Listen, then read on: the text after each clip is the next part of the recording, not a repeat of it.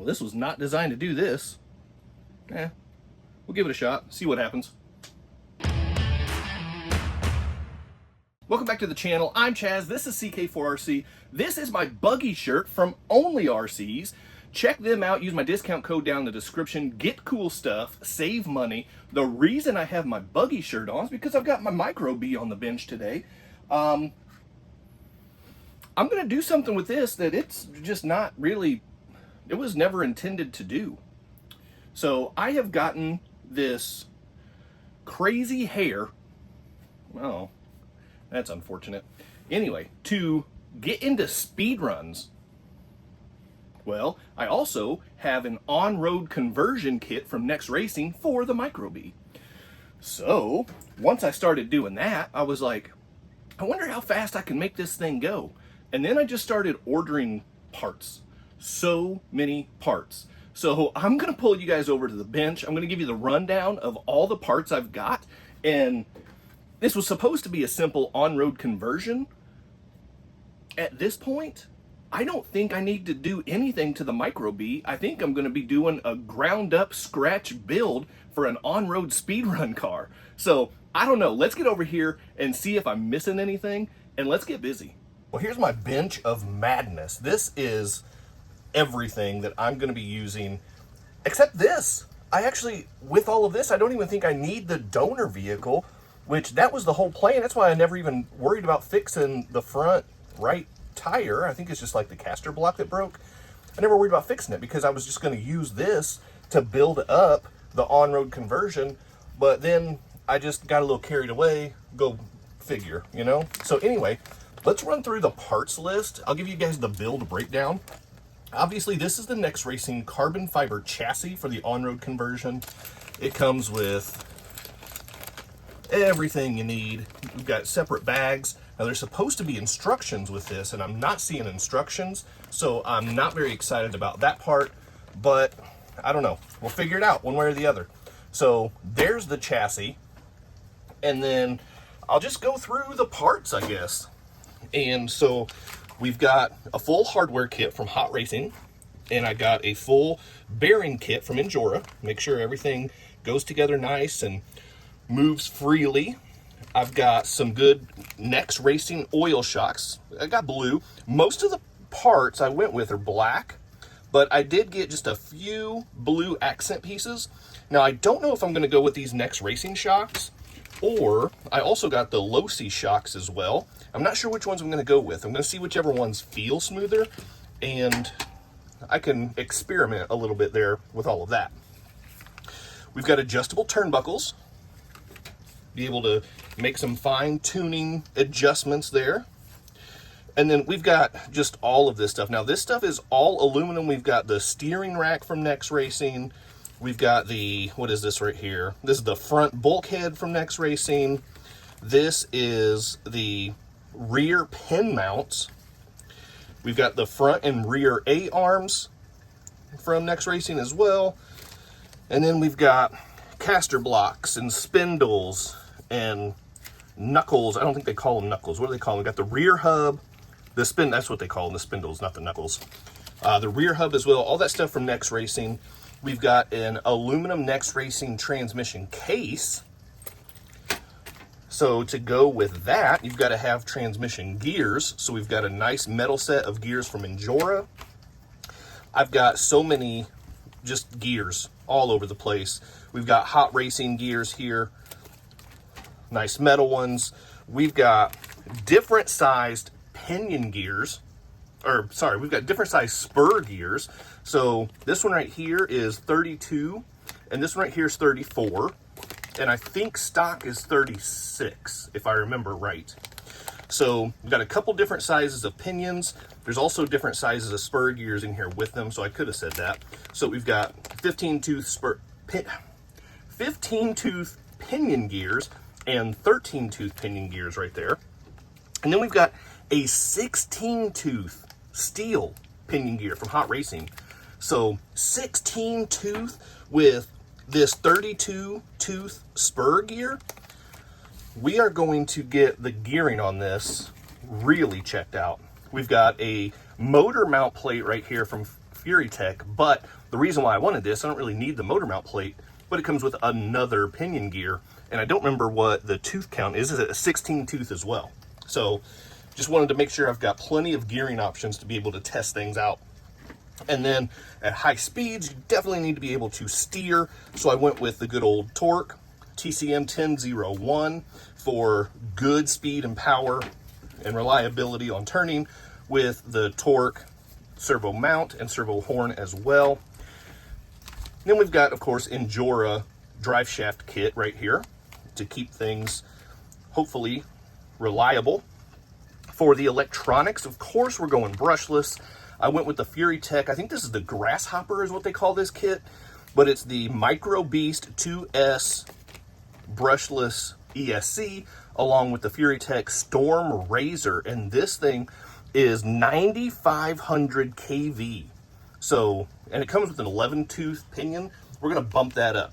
So definitely have some stuff to experiment with. And then just to get silly, I went ahead and grabbed a Castle ESC that will go up to, I believe this will go up to, well, it says 2 to 3S. I was thinking 4S, but this one just goes 2 to 3S. So if I want to try 3S, which I do, then there's that. We're gonna need better tires. So I've got 2 sets of Next Racing foam tires, and probably what I'll do, these have the fatter rear tires and the more narrow front tires. Probably what I'll do is just take the rears out of this set and the rears out of this set, and that way I'll have bigger tires on all 4 corners, hopefully get a little bit better handling. So that's probably what I'm gonna do with that stuff. And then to power it all, I saw people talking about these Power Hobby 350 milliamp 50C2S batteries. So for speed runs, that 50C discharge rate is going to be very handy. And while I was looking at that, I actually found on DirectRC's website, their good old line of Pulse batteries is a 500 milliamp 60C discharge rate 2S. And this will fit. So we are talking about almost the stock battery size. It's a little bit bigger because it's bigger milliamp, but it will fit. And one of the perks about this on-road conversion is it actually has adjustable battery tray to where you can adjust the width, or actually they go across like this and you can adjust the depth of it. You can move it towards the front, you can move it towards the back, you can spread them apart so you can fit in bigger batteries. So I'm not going to be hamstrung by the tiny battery tray that we all are familiar with the Micro B. And then on top of all that, here is the good old Next Racing body. Comes with, I'm assuming those are window mask stickers in there, but those are the only stickers it appears it comes with. And it does come with with body posts, so that'll be helpful. So I'll get that painted up, and it's, I'm not sure if the camera will pick up through the packaging or not, but it's a nice, cool little on-road car design. And you get to trim out the window, the wheel wells yourself. So we'll see how that goes. Supposedly, this was designed with aerodynamics in mind, so that should be very helpful for a speedrun car. And then I've got some bonus parts, maybe some duplicates, maybe some things I can use, maybe some things I can't use. And then I've got some Endura carbon fiber shock towers, but I don't think I'm gonna need these shock towers. Maybe I will, I'm not sure. We'll see. If I need them, I've got them. I went ahead and I got some Next Racing brass wheel hexes, just in case I need a little bit more weight down low. If it starts to float up on me at high speeds, I thought maybe these could come in handy just to get a little bit more weight and hopefully keep it more planted. And then I've got Next Racing carbon fiber shock towers as well. I think I got those a while back, and for some reason I got 2 of them. I went with some RPM A-arms, and I didn't know if maybe using plastic instead of aluminum would save a little bit of weight, and RPM is super dependable as far as durability and things like that. So I thought that might be a nice optional part that I can experiment with and just check the weight on that. Locking wheel nuts, you can never have enough, just to be on the safe side. I got this top tray, but actually for the on-road conversion, you actually don't need this at all. So I got it, but it won't fit once I get everything on the on-road chassis and things are spread out a little bit more. That just doesn't work. And then lastly, I got this wing from Next Racing, and there's more of the blue accents. And I don't know if I'll end up using this or not. I know that it doesn't really work with the body, but I thought, depending on what kind of speeds I got, maybe a little bit more of an aerodynamic package might be helpful. So I'm not sure if it'll fit, I'm not sure if it'll work. I don't know if it'll give me what I'm actually looking for or not, but this is adjustable, which is really cool. You can kind of stand up that rear part of that or lay it down so you can adjust that and get better aerodynamics. So that's pretty cool. But I went ahead and got it just in case, because some of this stuff I don't know if it'll come in handy. I don't know if it'll work. But it's better to have it and not need it than need it and not have it. Now, the other thing to keep in mind is this basically turns the 24 scale Micro B into an 18 scale on-road car. So it definitely expands the wheelbase, the width.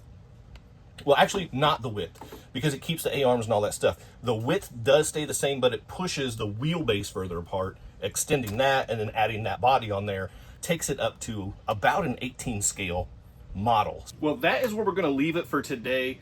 We're gonna have to make this a build series because one, I don't know what I'm doing. Two, I'm probably gonna need your guys' input along the way. So if you made it this far in the video today, drop a comment down below. Micro B speed run. That's what we'll go with today, Micro B speed run. Now my question for you guys is, first one, I know I tried to get some carbon fiber pieces because I want to save weight, but I also need the strength and rigidity of the aluminum pieces.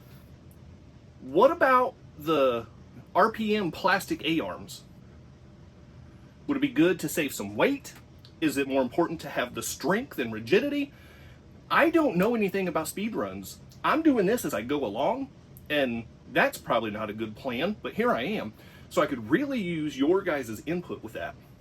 Now, my next piece of business is going to be getting this body taped up and painted, and then starting to get to work on the chassis. So next video, we will start to make a little bit of progress. We're probably going to do this in phases along the way, because I'm probably going to have some questions, like I said, as we go. So that's going to do it for today. Hit that quadfecta for me before you go. Like, subscribe, comment, and share. Don't forget to hype and become a channel member.